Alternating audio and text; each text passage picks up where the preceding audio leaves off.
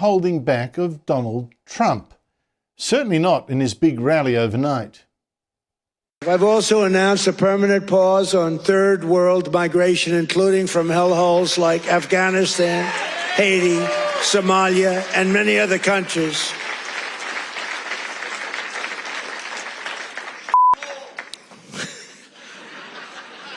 I didn't say all, you did. Oh, apparently you just heard the words being beeped out. They were rude words. Trump was also blunt in both his new security strategy this week and in the interview that he gave to Politico's Dasher Burns for this week's episode of The Conversation to sell that policy. He didn't specifically mention mass immigration from Muslim countries, but that is exactly what he meant when he attacked Europe and especially Germany, France, Sweden, and the Muslim mayor of London. Most European nations, they're decaying. They're decaying. You can imagine some leaders in Europe are a little freaked out by what your posture is, and European. No, they should be freaked out by what they're doing to their countries. They're destroying their countries. Well, European Council and President. they're people I like. Look, they're people I like. I get along with them. You know that.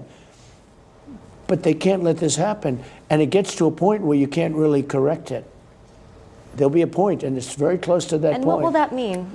It will mean that they're no longer going to be strong nations. Does that mean they won't be allies Or anymore? they'll be, well, it depends, it depends. They'll change their ideology, obviously, because the people coming in have a totally different ideology. But it's going to make them much weaker. Joining me is Rowan Dean, Editor-in-Chief of The Spectator Australia, host of Outsiders here every Sunday at 9 a.m. and host of his own show on Fridays at 7 p.m. Rowan, that's really interesting. I mean, does Donald Trump have a point that, that Europe cannot be a strong ally anymore of America with mass immigration changing it so profoundly? Or is this an exaggeration, just a distraction from America's cost of living problems and its falling poll numbers?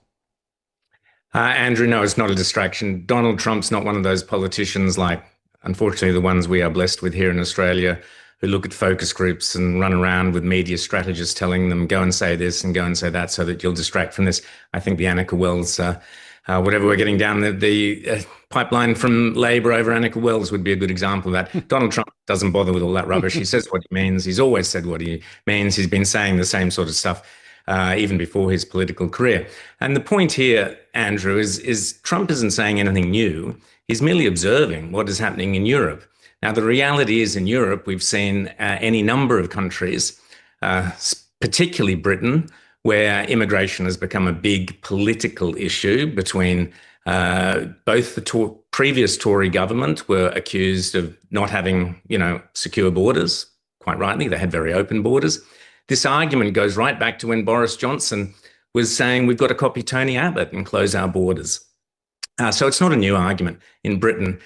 Likewise, in Germany, France, much of Europe, much of Northern Europe, governments have fallen, governments have changed because they haven't managed to secure their borders or because they've allowed immigration to such an extent that it threatens all sorts of aspects of what was previously the way of life there. So this issue is huge in Europe. You even have countries like Hungary, where Viktor Orban pays €1 million a day in fines to the European Union because he refuses to go along with the European Union's open borders policy. And I'll be talking about this on my Friday show that you kindly mentioned. He's even running ads now, inviting people to come for Christmas in Hungary because it is safer there, according to him, because of his borders policies. So if you've got a country running ads, tourism ads, forget where the bloody hell are you or anything like that, or Paul Hogan, another shrimp on the barbie. When you're running ads saying our country is safer because of our immigration policy, that ad doesn't come out of the blue. It comes out of focus groups. It comes out of research. It comes out of the sort of people who are traveling. No, and it comes out of brutal reality.